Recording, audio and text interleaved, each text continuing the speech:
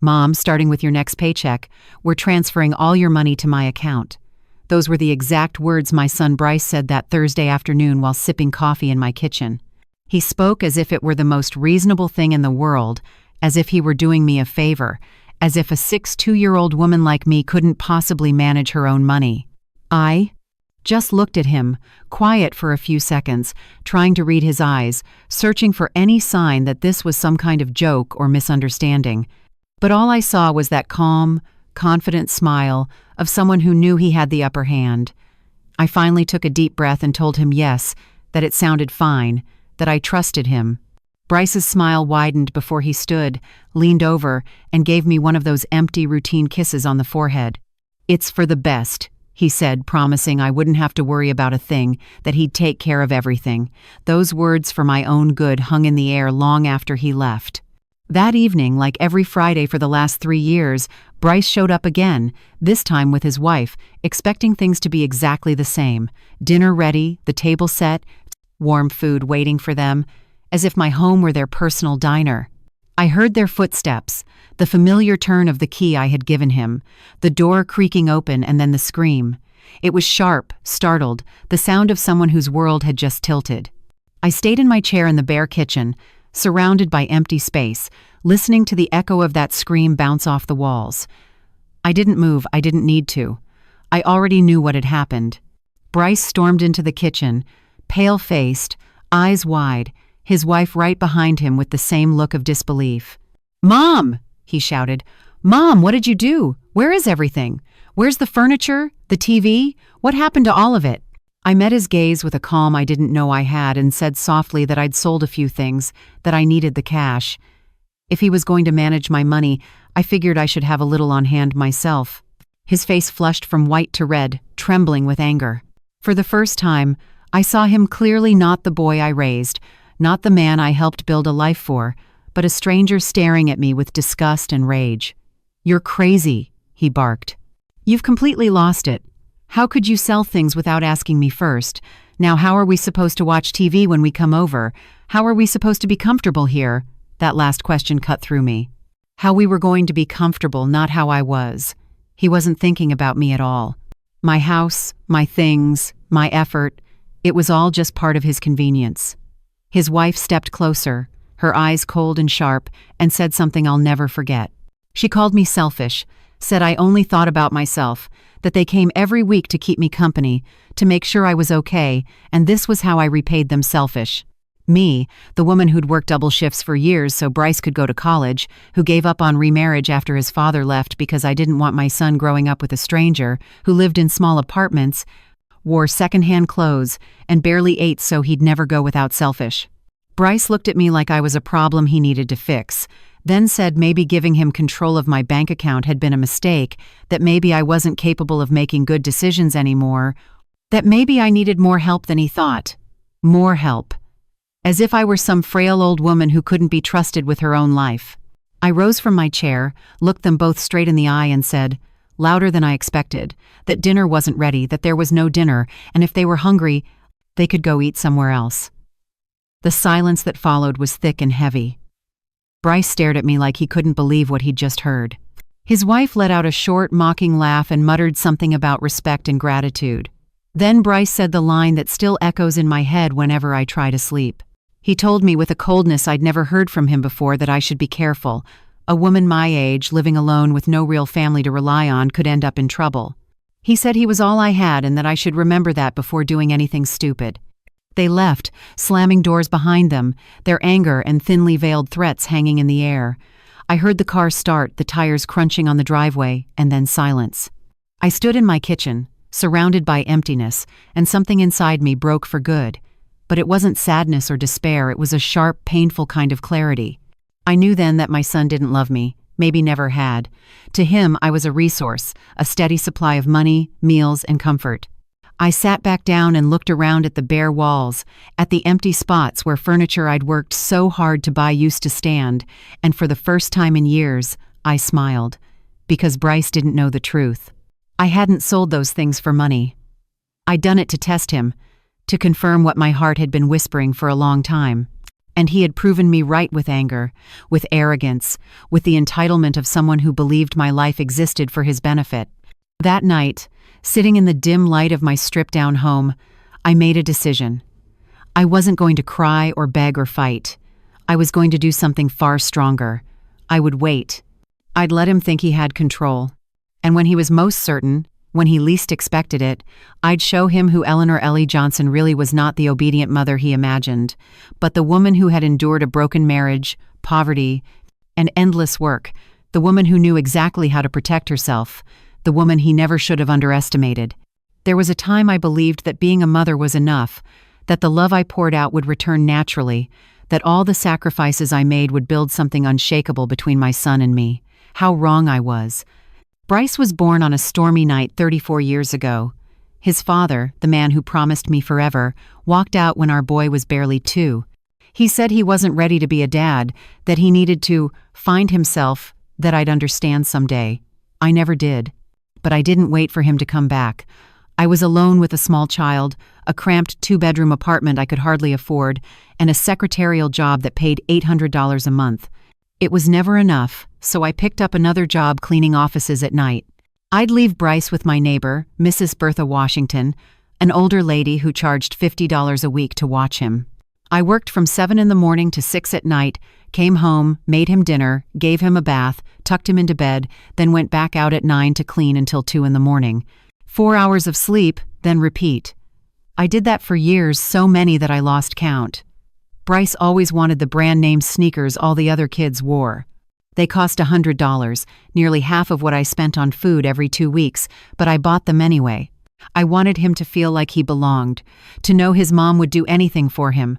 I ate rice and beans for a month to afford those shoes. When he turned 18, he wanted to attend a private college that cost $10,000 a year.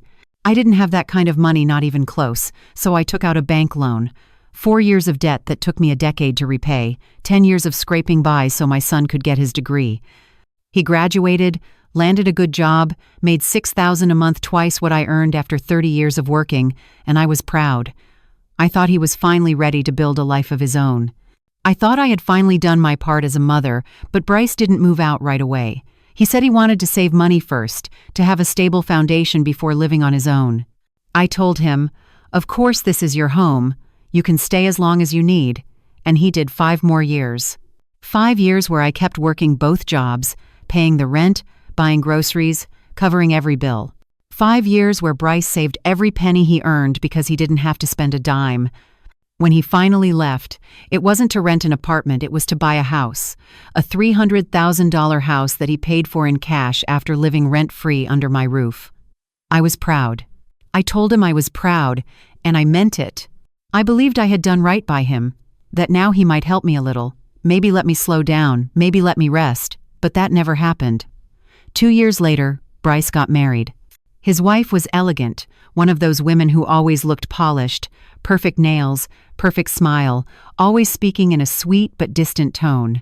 From the very beginning, I noticed how she looked at me as if I were beneath her, as if she couldn't quite grasp how Bryce came from someone like me.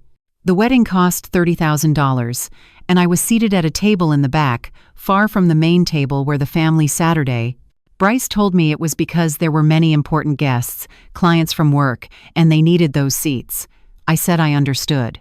I smiled for the pictures, danced when asked, and went home alone that night feeling oddly hollow. After that, Bryce's visits became fewer and fewer. He used to stop by 2 or 3 times a week. After marriage, it became once every 2 weeks, then once a month, always in a hurry, always checking his phone, always with an excuse to leave early. I stayed quiet. I didn't want to be the overbearing mom, the nagging one who couldn't accept her son had his own life. Then they started showing up on Friday nights, always around dinner, always without calling first, always expecting a meal. At first, I was happy. I thought Bryce finally wanted to spend time with me, that he missed me. So I made his favorite dishes, set the table nicely, even bought dessert. But I began to notice things. Bryce never came alone. His wife was always with him. And they didn't come to talk, they came to eat. They'd sit down, finish their meal, and leave within an hour, sometimes less. He never brought anything. No wine, no dessert, no groceries, not even a few dollars to help. One night after they left, I added up what dinner had cost $15. Money I really couldn't spare. $15 meant working extra hours to make up for it, and that's when it hit me. To Bryce, I had become a service, a free diner, a place to eat without paying, without even a real thank you. I started noticing more. Every time I asked for help, there was always an excuse. When my car broke down and I needed a ride to the doctor, he was too busy. When I told him my refrigerator was making weird noises, he said to just buy a new one, as if I had $500 sitting around. I didn't. I barely made it to the end of each month. But the worst moment was my 60th birthday. Bryce showed up 2 hours late with no gift, no card, and a quick excuse about traffic. He stayed for 20 minutes. He ate the cake I had bought for myself because I didn't want to spend the day alone, and then he left. That night, I cried harder than I had in years. I cried because I finally understood what I had been refusing to see for so long. I realized that to my son, I no longer mattered. I wasn't a person to him anymore, just a resource, something convenient, always there when he needed it. And the painful truth was that I had let it happen. I had created that dynamic. I had never asked him for anything. I had never told him I felt taken for granted. I had never said I needed more than those quick 20-minute visits and the occasional Friday night dinners. I was scared. Scared that if I pushed, if I asked for more, if I demanded even a fraction of the love I gave, he would walk away completely. And the thought of losing my son, even this distant, disconnected version of him, terrified me more than being alone ever could. So I kept playing the part, the easy mother, the quiet mother, the one who never complained, who always had the door open, who made everything simple. Until that Thursday afternoon, when Bryce told me he wanted to take over my finances. That was when something deep inside me, something that had been silent for years, stirred awake. A voice, small but steady, told me this wasn't right, that this was the start of something much worse. Still, even with that warning ringing in my head, I said yes, because I still wanted to believe he cared. I still wanted to think my son loved me, that he wanted to protect me, that he'd do the right thing. How foolish I was. The following Monday, Bryce showed up at my house with a stack of papers. He laid them out neatly on the kitchen table, wearing that same smile, but now it looked colder, more deliberate. "Mom, this is simple," he said. "I just need you to sign here, here, and here. These are forms giving me access to your account so I can automatically transfer your paycheck each month. That way, I'll handle your bills and manage everything. You won't have to worry about a thing." I looked down at the documents. They were bank forms, authorizations. I read the fine print, the parts most people skip, and what I saw made my stomach drop. It wasn't just access to my account, it was full power of attorney, giving him complete control to transfer funds, close accounts, make financial decisions in my name. "Bryce, this says you'd have total control over my money," I said quietly. He nodded, calm and casual, as if it were no big deal. "Yes, Mom, it's easier that way. That way I don't have to ask you for approval every time. It's just more practical." That word practical echoed in my head. Practical for who, I wondered, but I didn't say it. I picked up the pen he handed me and held it in my fingers. For a second, I almost signed. I almost gave him everything because that's what I had always done, trusted, surrendered, believed. But then I remembered that Friday night. I remembered his face twisted in anger when he saw the empty house. I remembered what he said, the veiled threats hiding behind his words. I set the pen down. "You know what, Bryce? Give me a few days to think about it. I want to read everything carefully. I want to be sure." His expression shifted for a moment, irritation flashing across his face before he forced a smile. "Mom, there's nothing to think about. It's simple. But okay, if you want a few days, that's fine." Then he left, but he left the papers behind, as if certain I'd sign them anyway. I couldn't sleep that night. I sat awake staring at those papers spread across the kitchen table, and something deep inside me kept whispering that this wasn't for my benefit, that once I went through with it, there would be no turning back. The next morning, I went to the bank. I got there early, before work, and asked the teller to print out all transactions from the past 6 months. She handed me several pages, and I went through them slowly, line by line, until my stomach dropped. There, it was a withdrawal I hadn't made. $1,200, taken from my account 3 months earlier, and I had no memory of withdrawing it. I asked the teller if she could see more details. She checked her computer and said the money had been withdrawn from a branch across town using my debit card, but I had never been to that branch, and my card had never left my wallet, except once. That's when I remembered. 3 months ago, Bryce had come over, and I was in the shower when he arrived, and I shouted for him to come in since the door was unlocked. When I came out, he was sitting in the living room. We talked for a while, and then I went to the kitchen to make coffee.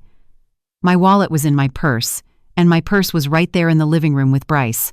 My stomach turned. The room seemed to spin because there was only one explanation. My son had taken my debit card, copied or photographed the numbers, and withdrawn money from my account without my consent. I asked the teller if there was any way to confirm exactly what happened. She told me I'd have to file an official claim, that the bank would investigate, but it could take weeks. I said I'd think about it and left the bank feeling like I didn't even know my own child anymore. But I didn't file the claim, not yet. I needed to be certain. I needed to know if it was just once or if it had happened before. Over the next few days, I went through everything I owned. Every receipt, every document, every old bank statement I had stuffed into boxes in my closet, and that's when I found more. 2 years earlier, when I was in the hospital with pneumonia, someone had used my health insurance for appointments I never made, visits to clinics I didn't recognize. It had drained my coverage for the year, which explained why I'd had to pay for my medications out of pocket. Then I found a credit card under my name that I didn't remember opening. It had a balance of $3,000, $3,000 in purchases I'd never made at stores I'd never visited. I called the bank and asked when the account had been opened. They said 18 months ago. I asked for a list of transactions. They told me the purchases were from hardware stores, electronics shops, home furnishing stores. Bryce had bought a house 2 years ago. Bryce had remodeled that house. And it seemed Bryce had done it using my credit. I sat on the floor of my bedroom surrounded by papers, drowning in the weight of betrayal. My own son had been stealing from me for years, seeing me not as a mother but as a bank that would never run dry, as someone he could exploit without guilt. I cried until my body couldn't produce another tear. Then I wiped my face, gathered the documents, and made a decision. I wasn't going to confront him yet. I wasn't going to shout or accuse him because I knew he would deny everything, say I was confused, maybe even claim I was losing my mind. No, I needed to be smarter than that. I was going to collect proof, document every detail, and build a case so strong he wouldn't be able to talk his way out of it. Only then would I act. That Friday, Bryce came over right at dinner time as usual, expecting food on the table, but this time I cooked differently. I made his favorite meal, chicken and rice, the one I used to prepare when he came home from school sad, the one that told him I loved him without saying a word. He sat at the table with his wife. They ate, chatting casually about work, the weather, and some movie they wanted to see. I watched them as if I were seeing them for the first time and realized something. Bryce ate my food with the same indifference someone would have for takeout, no gratitude, no affection, just the habit of getting something for free. When they finished, Bryce pulled out the bank papers again and set them down beside his empty plate. "Mom, the days you asked for are up. You've thought about it, right? Sign this, and I'll take care of everything." I looked straight at him and said calmly that I still wasn't sure, that I needed more time. His wife scoffed. "Ellie, this is ridiculous. Bryce is just trying to help you. I don't understand why you're so distrustful." Distrustful. She called me that, and the saddest part was that she wasn't wrong, but not in the way she meant. Bryce stood up, his face hard, his patience gone. "Mom, this is for your own good. You can't keep managing your finances alone. It's obvious. Look how you sold the furniture without thinking. Look at the irrational decisions you're making. Irrational. Selling my own furniture in my own house was irrational, but stealing from me for years wasn't?" I said nothing. I just met his stare until he looked away. They left without saying goodbye, and I stayed sitting in my kitchen, staring at those unsigned papers, knowing the battle had just begun, a quiet war I had to win, because if I didn't, I wouldn't just lose my savings, I'd lose my dignity, my freedom, my life. The days after that dinner felt strange. Bryce didn't call or visit. It was as if he decided to punish me with silence, believing I would crumble, that I'd beg him to come back, that I'd sign those papers just to earn his attention again. But I didn't. For the first time in years, the quiet in my home didn't feel empty. It felt peaceful. It felt like clarity. I spent those days combing through every part of my financial life, every receipt, every statement, every scrap of paper connected to money, and the more I looked, the more I uncovered. I discovered that 3 years earlier, when Bryce asked to borrow my ID because he'd lost his and needed to pick up a package, he had done something else with it. He had opened a utility account in my name for his house. For 3 years, the electric bill for Bryce's home had been under my name, and every time he paid late, the penalties hit my credit. That was why I'd been denied a small loan last year when my car broke down. That was why my credit score had dropped. I called the utility company and explained that the account wasn't mine, that I'd never lived at that address. The woman on the line told me I'd have to file an affidavit and report it as identity theft. Identity theft committed by my own son. I hung up and sat still for a long time, staring at the wall, trying to process how things had come to this, trying to understand when my son had turned into a stranger. I couldn't sleep that night.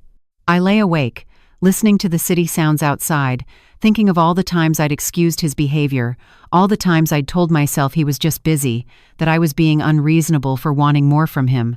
But this wasn't about expectations anymore. This was theft, manipulation, the deliberate betrayal of a son who saw his mother as a resource to exploit. The next morning, I did something I'd never done before. I went to see a lawyer. It was a small office downtown, with a sign that read, David Chung, Attorney at Law. I'd seen his ad in the paper offering free consultations. I walked in feeling small, embarrassed, a 62-year-old woman about to admit her son had been stealing from her. But Mr. Chung was a man in his 50s with kind eyes and graying hair.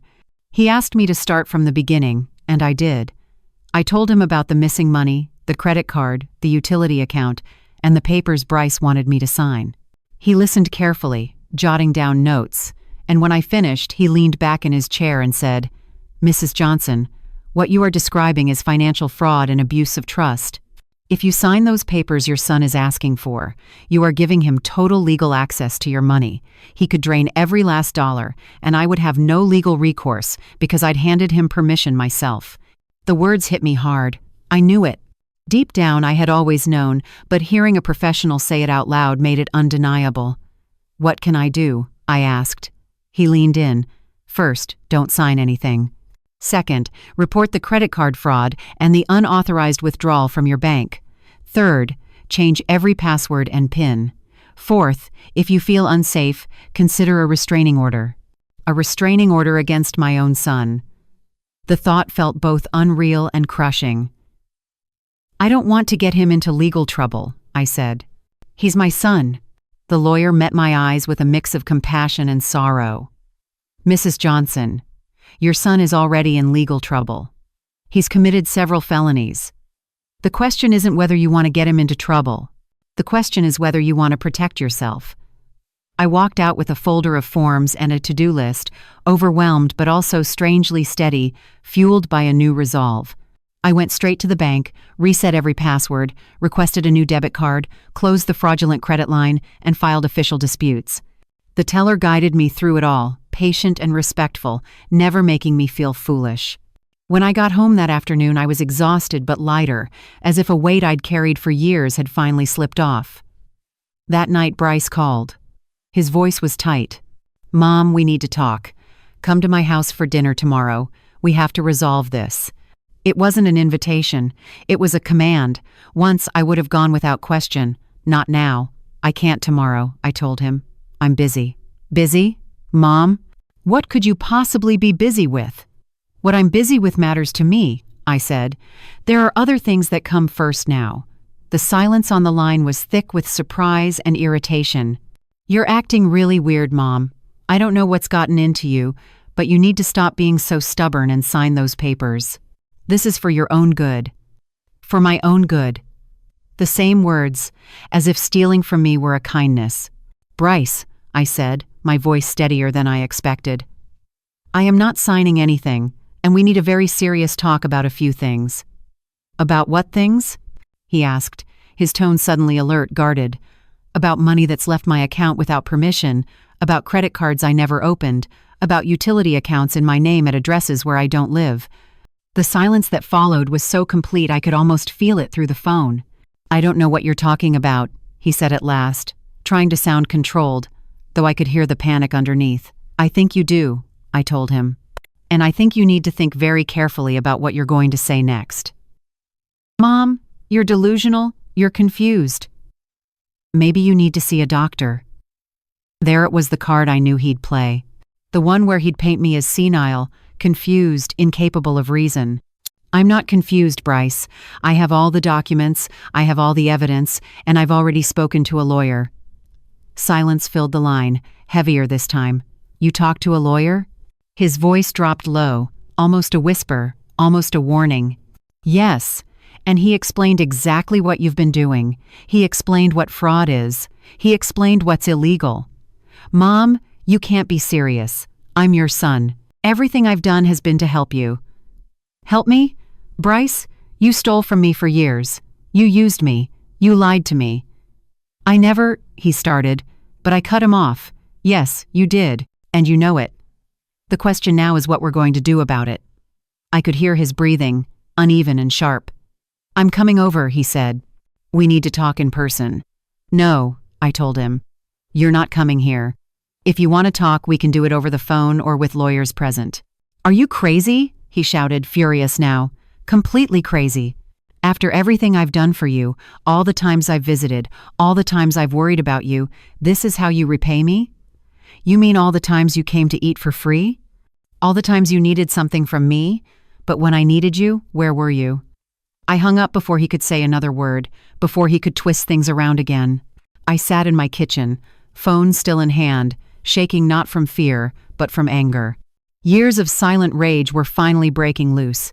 That night, I slept better than I had in months because I had finally said the truth out loud. I had finally drawn the line. I didn't know what would come next, but I knew I would never again be the quiet mother who let herself be stepped on. The next morning, I woke with a clarity I hadn't felt in years. It was as if a thick fog had lifted, and everything around me was suddenly sharp, undeniable. I knew what had to be done. I couldn't stop now. After breakfast, I grabbed my purse and left home with a mental list of every place I needed to go, every loose end to tie up. If Bryce thought I was some confused, helpless old woman, he was about to find out how wrong he was. My first stop was the bank where I kept my savings, not my paycheck account, but the one I had opened 30 years ago, back when I still dreamed of buying a home someday. I had $20,000 saved there. It wasn't a fortune, but it was mine. I told the manager I wanted to close the account. She asked if I was sure, if something was wrong. I said I just wanted to make a few changes. She handed me a cashier's check and advised me to open a new account somewhere else for security. I followed her advice. I went to another bank across town, one Bryce had never set foot in, and opened a new account, one only I knew about, one where my money would be safe. Then I went to the utility company. I turned in all the documents Mr. Chung had helped me prepare, the affidavit, copies of my ID, and proof that I had never lived at the address tied to that account. The clerk checked everything and told me they would open an investigation, that the account would be corrected or closed, and that I would no longer be held responsible. I felt like an invisible weight had been lifted off my chest. My next stop was the credit bureau. I requested a full report of my credit history. I wanted to see it all, to find out if there was more Bryce had done without my knowledge. The clerk handed me a thick stack of papers. I sat in the waiting area and read through them page by page. That's when I found something else, something I hadn't known about. A personal loan of $5,000 taken out in my name 2 years ago, a loan that had never been paid off and was now in collections. $5,000. The anger surged up my throat like bile. I highlighted every fraudulent entry, filled out each dispute form with steady, deliberate handwriting. By the time I left that office, it was almost 3 in the afternoon. I hadn't eaten since breakfast, but I didn't feel hungry. What I felt was stronger than hunger. I felt purpose. My next stop was my neighbor's apartment, Mrs. Bertha Washington. She was 70, had lived in the building longer than I had, and we had been friends for decades, though lately we had drifted apart. I had spent so much time worrying about Bryce, so obsessed with holding on to him, that I had let other relationships fade. I knocked on her door. She opened it, surprised. "Ellie, what a surprise. Come in, come in." We sat in her living room. She poured me coffee, and I accepted. She studied me for a moment with those calm, knowing eyes that had seen plenty in life. "You look different," she said. "I don't know what it is, but something about you has changed." And so I told her everything. I told her about Bryce, the betrayal, the lies, everything I had uncovered. I spoke for nearly an hour without stopping. She listened quietly, nodding from time to time, her face showing sadness and something like understanding. When I finally stopped, she let out a deep sigh. "Ellie, I knew something wasn't right. I could see it every Friday when he came over, the way he treated you, like you were there to serve him. I didn't say anything because it wasn't my place, but I'm glad you're finally seeing it for yourself." Then she took my hand. Her fingers were cool but steady. "I need to ask you for a favor," I said. "I need you to be my witness. If Bryce shows up and tries to claim I'm confused or losing my mind, I need you to tell people it's not true, that I'm perfectly aware of everything." She nodded immediately. "Of course. And more than that, if you ever need a place to stay, if you ever feel unsafe in your home, my door's open." Her words filled me with a deep gratitude that almost brought tears to my eyes, but I didn't cry. I had already cried enough. Now it was time to take control. That night, back home, I organized every document I had gathered. I placed them neatly in a large folder, made copies of everything, stored the originals in a secure place, and kept the copies in the folder. If anything happened to me, if Bryce tried to interfere, there would be evidence proof. I also wrote a letter, one that detailed everything I had discovered, every lie, every theft. I sealed it in an envelope with instructions that it should only be opened in an emergency, and I gave it to Mrs. Bertha for safekeeping. I was getting ready, like a general preparing for battle, because I knew Bryce wouldn't let this go. He would come, he would try to twist things, to persuade me, to make me question myself.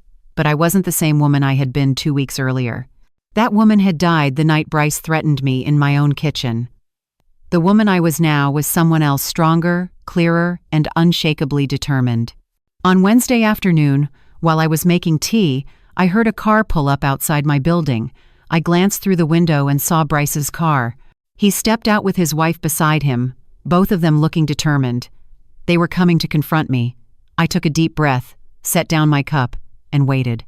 The doorbell rang once, twice, 3 times, each ring sharper than the last. I opened the door but didn't invite them in. I stood in the doorway, blocking their way. "We need to talk," Bryce said, his voice cold, stripped of any warmth. "I'm listening," I answered. "Inside, Mom. We're not having this conversation in the hallway. We don't have anything to talk about inside. Whatever you have to say it here." His wife let out a scoff. "This is ridiculous, Ellie. Stop acting like we're enemies." "You're not enemies," I said. "Enemies at least admit they're against you. You're worse thieves hiding behind kind words." Bryce stepped closer, his face flushed with anger. "How dare you, after everything I've done for you?" "Everything you've done for me, Bryce? I have the records. I have the proof. I know exactly how much you've taken. I know about the fake credit cards, the utility account. All of it." He froze, mouth opening but no words coming out. I continued, calm and steady. "You have 2 choices. Either you return every cent you stole, or I go to the police and file fraud charges." "You can't do that," his wife said sharply. "He's your son." "Exactly," I replied. "That's what makes it so painful. Because he's my son. Because I gave him everything, and he repaid me by stealing." Bryce finally spoke, his voice rising. "You owe me. My whole life I grew up without a father. I had to watch you work yourself to exhaustion. That's your fault. You chose to have me. You chose to stay alone. I didn't ask to be born." His words hit hard, but they didn't wound me like before. Now I could see them for what they were: excuses, desperate attempts to justify the unforgivable. "You're right," I said quietly. "I chose to have you. And it was the best choice I ever made until it stopped being the best. But that doesn't give you the right to steal from me. It doesn't give you the right to take advantage of me." "I didn't steal anything," he shouted. "I just took what was owed to me. Nothing was owed to you, Bryce. I gave you everything you needed when you were a child. Once you grew up, it wasn't my responsibility anymore, and it was never my duty to let you touch my money without my consent." His wife grabbed his arm. "Let's go. It's not worth it. She's already lost." Lost. As if I were the one who'd done wrong, as if protecting my own life and dignity made me delusional. They turned and walked down the stairs without looking back. I closed the door and felt an unexpected calm settle over me. That night, Adam Chung called. He said the banks had confirmed the fraud, that the credit card debt would be wiped out, that they were investigating the stolen funds, and that I had a solid case if I wanted to press criminal charges. I thanked him and hung up. Sitting alone in my bare living room, without the TV or nice furniture I'd once had, I felt rich for the first time in years. Not with money, but with something deeper: dignity, strength, and the quiet certainty that I was finally doing the right thing. The days after that confrontation felt eerily still, as if the world itself was holding its breath, waiting for what came next. I lived suspended between pain and a strange, liberating clarity I wasn't sure how to name. Bryce didn't call. He didn't show up. For the first time in years, I wasn't waiting for his voice, his texts, his empty apologies. I wasn't checking my phone every hour or inventing excuses for his silence. But even if he was gone from my life physically, he wasn't gone digitally. Something in me, maybe instinct, pushed me to look at his social media, something I'd always avoided because it felt intrusive. But now I felt entitled to know what he was saying, how he was presenting himself to the world, while I was left to deal with the wreckage he caused. What I found left me breathless. The day after he'd come to my door, Bryce had posted a photo of himself and his wife at an upscale restaurant, smiling over glasses of wine. The caption talked about letting go of toxic energy and surrounding yourself with people who add value, as if I were the toxic presence he had heroically cut out of his life, as if refusing to let him keep robbing me was some act of cruelty. The comments poured in, full of support, people praising his strength, his emotional maturity, his commitment to protecting his peace. I stared at the screen in disbelief, sickened by how easily people bought the lie. None of them knew that the man they were cheering for had been stealing from his own mother for years. In the following days, his posts became more polished, more deliberate, each one building a false image of a man reinventing himself. One photo showed him at the gym, with a long caption about self-care and how you can't pour from an empty cup. Deep words until you remembered that the gym membership and the designer clothes he was wearing had been paid for with stolen money. Another post showed him working on his laptop with a caption about sacrifice and hard work as the foundation of success, conveniently leaving out that his success had been built on fraudulent credit cards and bills I had unknowingly paid. But the one that hit me hardest came on Friday, the day he used to come over for dinner. He had posted an old photo of the two of us, him as a small boy in my arms, both of us smiling. The caption read, "Sometimes the people you love most are the ones who hurt you the deepest. Love doesn't mean tolerating abuse. Sometimes you have to walk away from toxic family relationships for your own mental health." Reading those words was like being punched in the gut. He had twisted our story, erased the truth, painted himself as the victim and me as the abuser. The comments under that post multiplied: friends, co-workers, even old neighbors I recognized praising his bravery, sharing their own stories, applauding him for setting boundaries. They had no idea that the woman he was supposedly escaping from was the same one who had worked 2 jobs to put him through college. For days I watched in silence, refusing to comment, refusing to give him the reaction he wanted. I knew his game. He wanted me to lash out so he could point and say, "See? This is what I meant." But every post, every word of praise he got from people who didn't know the truth, cut a little deeper, not because I cared about my reputation, but because it showed how easy it was to lie when you sounded convincing enough. The breaking point came when Bryce posted a video showing off the house he and his wife had bought, proudly walking through the renovated rooms, the new furniture, the manicured garden. He called it the result of years of hard work and dedication. Not a single mention that much of it had been paid for with money he stole from me, with loans in my name, with credit built on my identity. He showed it all off as if he'd earned every inch of it. Watching that, I couldn't help but wonder how he slept at night. How someone could live such a lie, smiling for cameras while knowing what they'd done. Did he ever feel even a flicker of guilt? Did he ever, in the middle of one of those fancy dinners or workouts at his luxury gym, think of his mother sitting alone in an empty house, having sold her furniture just to eat? Because her own son had been robbing her for years? Watching his posts and how easily he crafted this flawless public image, I finally understood something essential about Bryce, something I had probably sensed all along but refused to face. My son had learned to live in two different realities.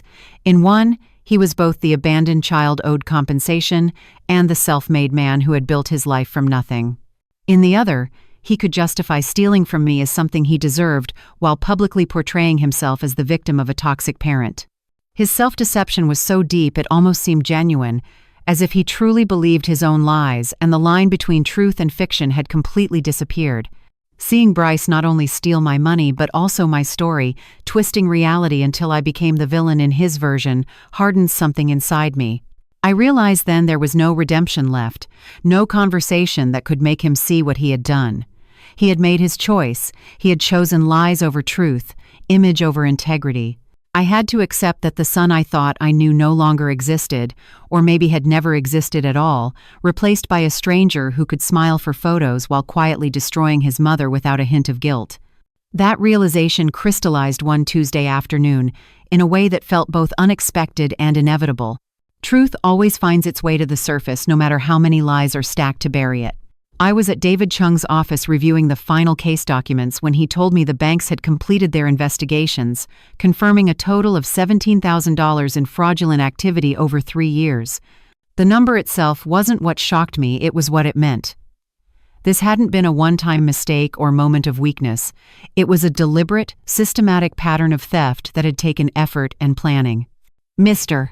Chung explained that the evidence was more than enough to press criminal charges, but said there was another route I could consider first. I could send Bryce a formal demand letter, offering him one last chance to return what he had stolen before facing legal action. He told me some victims of family fraud chose that path, out of compassion or obligation, understanding that blood ties complicated things strangers never had to consider. But he also warned that this gesture might be seen as weakness, that Bryce could respond not with remorse, but with manipulation. I sat there in silence, staring at the evidence spread across the desk, every fraudulent withdrawal, every fake account, every calculated deception. A small part of me still wanted to believe that if Bryce was confronted with undeniable proof, something inside him might awaken. Maybe guilt, maybe shame, maybe just the faintest echo of the boy I had raised with so much love. But another, stronger part of me knew better. I knew he would see a private warning as a sign of weakness, proof that I still couldn't hurt him, that I would always forgive because I was his mother. And mothers, in his mind, always forgive, always give another chance, always choose love over justice. I realized that if I gave him that private chance, he would only use it to hide evidence, to spin new lies, to paint me publicly as unstable before I could act. So I told Mr. Chung I didn't want to send a private letter. I didn't want another secret negotiation. I wanted the truth out in the open. I asked him to prepare the documents to file a civil lawsuit that would become part of the public record, so anyone who wanted to know the truth could find it instead of believing the story Bryce was performing online. The lawyer looked at me with a quiet mix of surprise and respect, perhaps not expecting someone my age to make such a clear, decisive choice. He assured me he would proceed immediately and that Bryce would be officially notified within 72 hours. I left the lawyer's office feeling something I hadn't felt in years, something that took me a moment to recognize. It was power. The power of making a decision entirely on my own, without seeking approval, without apologizing, without worrying how others might judge me, or whether people would say I was being too harsh with my own son. For the first time in decades, I had chosen to protect myself instead of protecting someone else's comfort, even if that someone was my child. And that choice, painful as it was, filled me with a quiet integrity I had almost forgotten existed. Bryce received the official notice on a Thursday morning, as David Chung confirmed by phone. I wasn't there to see his reaction, but I could imagine it perfectly, him opening that envelope, scanning the pages filled with exact dates, transaction records, and evidence so airtight there was no room for denial. My imagination didn't have to stretch far, because less than 2 hours later my phone began ringing over and over, one call after another, his name flashing across the screen with desperate persistence. I let every one of them go to voicemail. There was nothing left to say that wasn't already written in those documents. Later that night, when I was finally ready, I listened to his messages. It was disturbing and strangely fascinating to hear his panic unravel from one message to the next. In the first, he still tried to sound composed, his voice steady and reasonable, saying this was all a misunderstanding, that we needed to talk immediately before things went too far. The second message came sharper, more frantic, pleading with me to call him back, saying I was about to ruin his life, that I needed to think carefully before destroying my own son, as if I were the one doing the destroying instead of exposing what he had done for years. By the fifth message, the mask had completely fallen. His tone turned venomous, his words soaked in anger and threat. He said I would regret this, that his lawyers would prove I was an unstable old woman who didn't know what she was doing, that he would fight me with everything he had, and in the end, I would be painted as the villain. I listened to each message to the very end, feeling not fear, but a detached sort of curiosity about how fast he could shift from begging to threatening once he realized manipulation no longer worked. The days that followed were a storm of legal motion and emotional clarity. Bryce went on the offensive. He posted a long, carefully worded statement on his social media, claiming he was the victim of a cruel injustice brought on by a mother he loved, but who was now attacking him for reasons he couldn't understand. He avoided specifics but filled his post with vague emotional language designed to win sympathy, portraying himself as a heartbroken son dragged through a painful legal battle by a confused, possibly unstable parent. Predictably, his followers flooded the comments with support messages of shock, encouragement, and blind loyalty telling him to stay strong, that the truth would come out, that they believed in him. I watched from afar with a strange mix of disgust and admiration at his ability to twist the story even under the weight of undeniable facts. But something inside me had shifted. This time, his public performance didn't shake me. Because I had something stronger than his words, cold, unshakable evidence that couldn't be rewritten through pity or charm. Bryce's downfall began when his own lawyers reviewed that evidence and told him what he didn't want to hear. Suddenly, his social media went dark, the endless stream of self-righteous posts disappearing overnight. The silence that followed spoke louder than any statement he had ever made. Soon after, David Chung informed me that Bryce's attorneys had reached out, asking if there was any chance for an out-of-court settlement. That call confirmed everything they knew: he had no defense. Their goal now was simply to contain the damage before the case reached trial, where every detail of his deceit would become part of the public record for anyone to see. That was when the cracks in Bryce's perfect facade began to show. Word got around that some of his closest friends had started asking questions after his wife mentioned at a party that they were dealing with a complicated family legal issue. Once people began digging, they found the public lawsuit records detailing the financial fraud allegations. Mrs.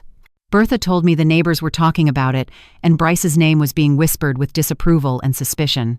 His wife was reportedly furious, not because of what he had done, but because of how it made them look. Rumor had it there were constant fights in their house about how to manage the growing fallout. Bryce tried calling me several times during those weeks, but I never answered. There was nothing left to say that could change what was already proven. My silence seemed to break him more than anger ever could, because it meant he no longer had any control over me. 3 months after I filed the lawsuit, the settlement was finalized exactly as David Chung and I had outlined. Bryce had no choice but to agree once his own lawyers explained that going to trial would expose every detail of his fraud and could easily lead to criminal charges and jail time. He was required to return the full $17,000 plus an additional $5,000 for damages, along with covering all costs related to repairing my credit and paying my attorney fees. Everything had to be paid within 6 months through verifiable monthly installments, or the agreement would be voided and criminal charges would move forward immediately. But beyond the money, which had never truly been my priority, there was one clause I had demanded, a clause that David initially thought unnecessary, but that mattered more to me than anything else. Bryce had to make a public statement admitting what he had done, acknowledging that he had committed financial fraud against his mother and that the claims in my lawsuit were true. He resisted that part harder than anything else, because he knew what it meant. It would destroy the fake image he had built, publicly proving that all his talk about having a toxic mother had been nothing more than a cover for his own crimes. The statement appeared on his social media one Tuesday afternoon. It was short, clearly written by his lawyers, minimizing the damage as much as possible. But the admission was still there. In plain words, he had accessed accounts without permission, opened credit cards using someone else's information, and made serious mistakes in judgment that he deeply regretted. The comments section exploded. People who had once defended him expressed disbelief and disappointment, while others who had quietly doubted him finally felt justified. I watched the entire spectacle unfold online, not with triumph or vengeance, but with a calm sense of closure. The truth was finally out in the open. His first payment arrived right on schedule, and everyone after that came just as punctually, because he knew missing even one would bring consequences he couldn't risk. With that money, I did something I doubt Bryce ever imagined. Instead of refilling my savings or replacing the furniture I'd sold, I bought a plane ticket to somewhere I'd never been. After 62 years of living for others, of holding on to an illusion of family that only existed in my mind, I finally had the freedom and the means to live for myself. I bought a small house in a quiet coastal town 3 hours away, a place with 2 bedrooms and a little garden where I could finally plant the flowers I'd always wanted but never had time for when I worked 2 jobs. The house cost $200,000, which I paid in cash using a mix of Bryce's settlement payments and my protected savings. When I signed those papers, I felt something I hadn't felt in decades reborn, because this home, for the first time in my life, was truly mine. Bought with money returned through justice rather than earned through endless sacrifice, that house became a symbol of my freedom. After the final payment cleared and the agreement was fulfilled, Bryce tried to reach me one last time. This time I picked up, knowing he no longer had any power to hurt me or twist my words. His voice was different, smaller, uncertain as he asked if we could ever talk again, if there was any chance for reconciliation. I listened quietly before answering with the words I had been holding inside for months. I told him that the son I raised either never truly existed or had died somewhere along the way, replaced by someone I no longer recognized and had no desire to know.